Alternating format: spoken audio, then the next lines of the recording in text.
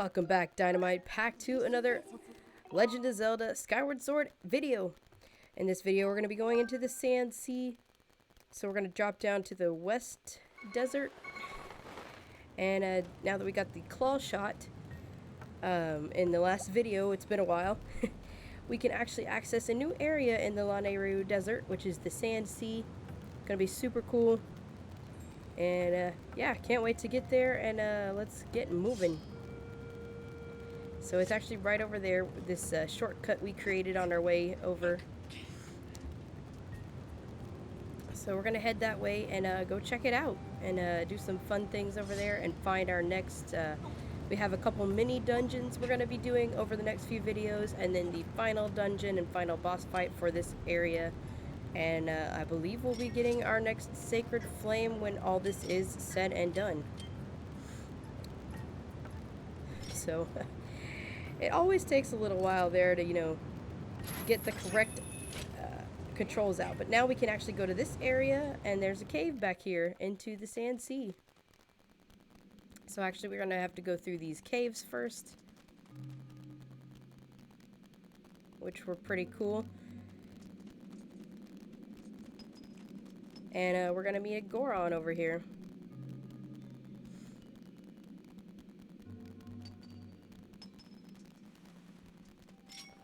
I noticed the butterflies, and so I got out my harp, and we got a little one of those statues. I forget what they're called.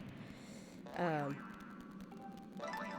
then I just I got my first evil crystal. That's right. That's what happened.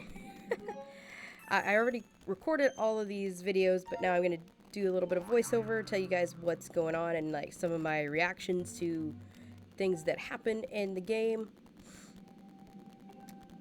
So basically we're going to be getting the we're going to be strengthening our shield by getting this next sacred flame. So the last sacred flame strengthened our sword, and this one's going to strengthen the shield once we get through all of the things that we have to do. So there's a small chest here,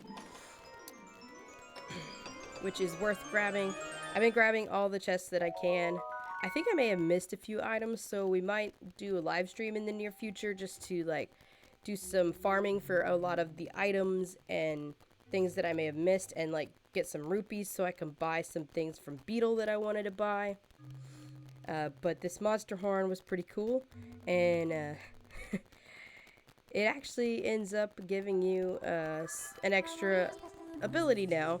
And Fee basically just says you could come and be able to steal monster horns from the bokoblins with your whip. So it's worth grabbing that one, because then you can actually steal them from bokoblins, which is a good way to farm stuff.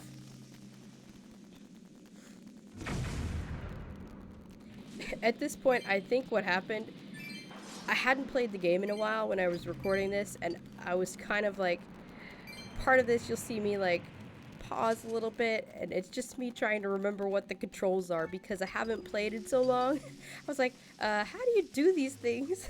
So I had to kind of like, you know, play around a little bit and relearn some of the controls while going through these.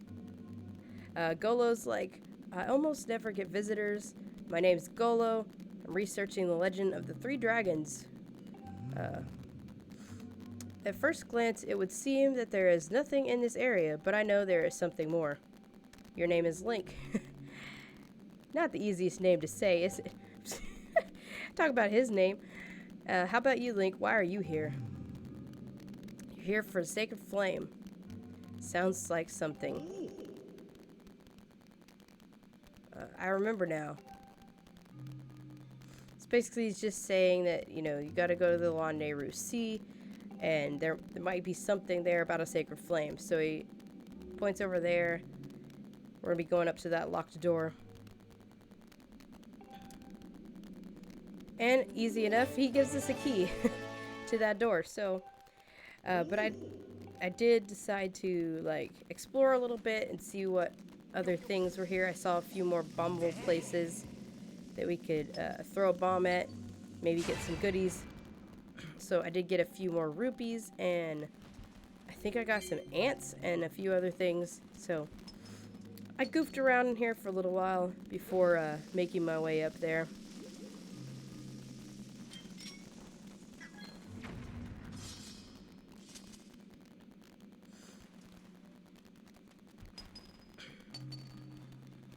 I got in here and I realized I can't break these pots in this position, so I remembered that you could roll bombs. Again, I said I forgot a lot of the controls since I hadn't played in a while. I've been caught up with Legends Arceus, if you guys have been on the channel. And so that's distracted me from getting Zelda done. And then I've spent most of my weekends like resting up instead of doing this. So I was trying to remember here, like, how do I roll it? I know there's a way. Again, my brain was like trying to figure it out. I probably should have just looked it up, but eventually I figured it out and got it in there. And there were some ants that came out, so I think I caught one or two with my bug net. Actually, that's one of the items I need to upgrade, so that's why I was thinking, like, once I get these few videos posted and finish this area, maybe we could do a live stream, and I'm just gonna go back to previous areas and farm a bunch of the items that I need so I can do all of my upgrades. And I need some rupees because I need to buy the last pouch spot, and I can't afford it right now. So we're going to gather up some rupees and buy a few of the things that Beetle is selling in his little shop. So there's some things like that that I just need to do. Might be fun for a live stream. And then before we continue with the game. So probably that's what I'm going to do once we finish up this whole Sand Sea area and this get this next Sacred Flame. So be looking forward to that on the channel in the next week or so. Again, I'll probably wait till I get this area completed. Most of it is already complete at this point, but you guys won't see it till later in the week once I get the videos edited and posted to you guys. Anyway, this is just me kind of just goofing off in here, and yeah, let's cut forward to going through the locked door. Alright, so we're gonna claw shot up there because we can't actually make it any other way. And thanks to Golo, we've got the key, and we can go to the Sand Sea over here, which is pretty cool. I've been enjoying exploring the area. It's really neat mechanics in here. I thought it was gonna give me a hard time, parts of it, but I'll talk about that later. A report. This is La Nehru Sand Sea. This whole area was once a vast ocean. The water has all evaporated, and now it's a sea of sand.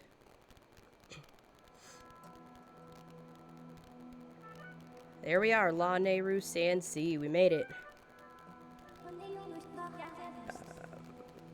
Signs indicate the place function as a port. I can't read it fast enough this time.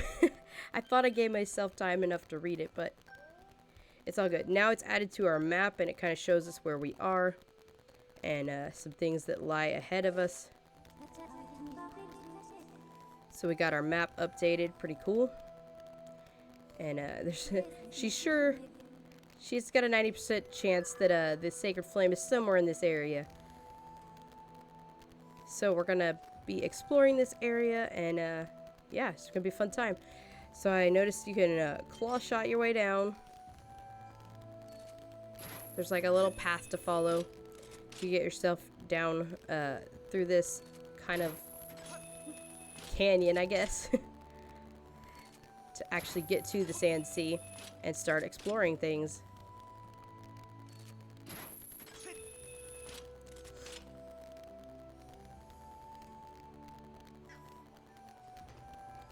Actually, thanks to my walkthroughs that I've been watching to kind of help me make sure I don't miss important things that I need to do, I found a little secret hidden area that we're gonna go see. First, I couldn't quite figure out where I needed to go, and I decided to go after this tumbleweed over here. But as you're gonna see, I didn't quite make it in time, and it crashed and smushed. But I do know there's a place we can farm tumbleweeds here in La Nehru. So, like I said, when we come back and do some farming for items, I think I actually have all the tumbleweeds that I need. Some of the other items that I was missing, I need some more evil crystals is one thing, and some bird feathers. So I'm not sure where we're going to get the evil crystals, but I know where I can farm some bird feathers. So I'm going to go through my items and see what else I need before we do that live stream in the near future. But I definitely need to farm some items, and mostly rupees is what I kind of need right now. So I want to do some farming for that. We might try our hand at the mini game in the Elden Volcano.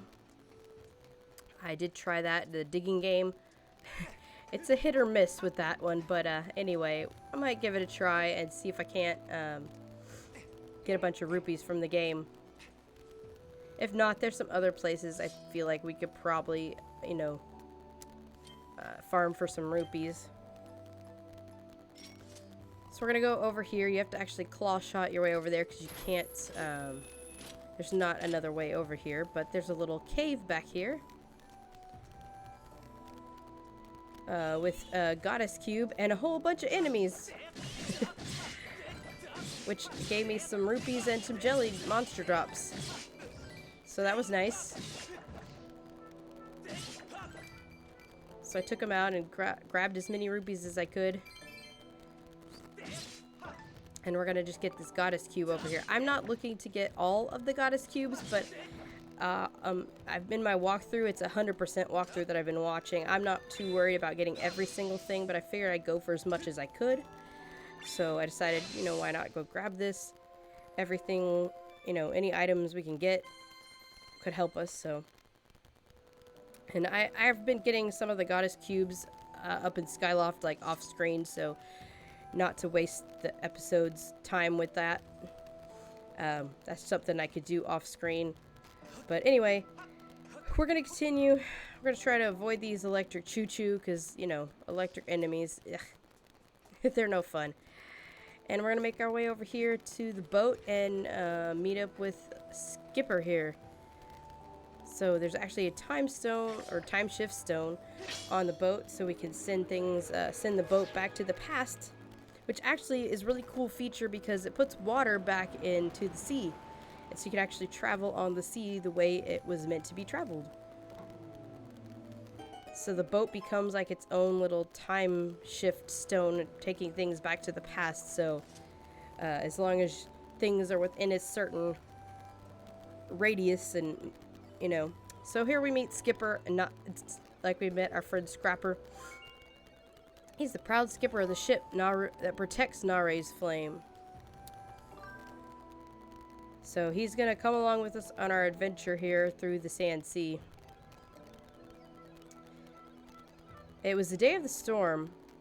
My crew and I. So they had a storm that hit them. And they were after Nare's flame. I cannot say that right. Nehru's. That's it. Nehru's flame. So he thinks that the Nehru's flame is probably on the boat, but the boat's gotten lost here in the Sand Sea. He's searching for the ship and crew. Basically, he's been searching for it, but he couldn't find it. I believe it, yeah, we learned that the ship is invisible. So I was like, okay. So that's why he's had trouble finding it. He says the only way to find Nehru's flame is to find my ship. So you're going to have to help me. So he's going to come along with us. We're going to look for some clues to where his ship might be or how to find his ship. So there's actually a couple places we have to go before we can actually get on the ship. And yeah, we're going to be probably doing those in the next videos because if I were to put it all into one, it's a lot. And I think this way, you know, you guys could see and experience a little bit of the gameplay in shorter pieces. So we're going to keep the videos to like this 15-minute mark is pretty good. But yeah, it's pretty cool. We're going to be exploring the sea and going to go find, he says we need to find his retreat area, which is called Skipper's Retreat. So that's the first area we're going to look for in the next video. He's marked it on our map for us, so we're going to head in that direction. Basically, this first part is meant kind of like a little tutorial for your boat. I feel like that's why they had these other areas put in. But there's actually, you know, there's things you do at each area. and some cool items you pick up and stuff. But it also kind of gives you a tutorial, gets you some more fun. You know, they could just send you straight to the boat and you don't get to experience being on the water, so it's pretty fun. But we're going to wrap up here and finish the episode next time.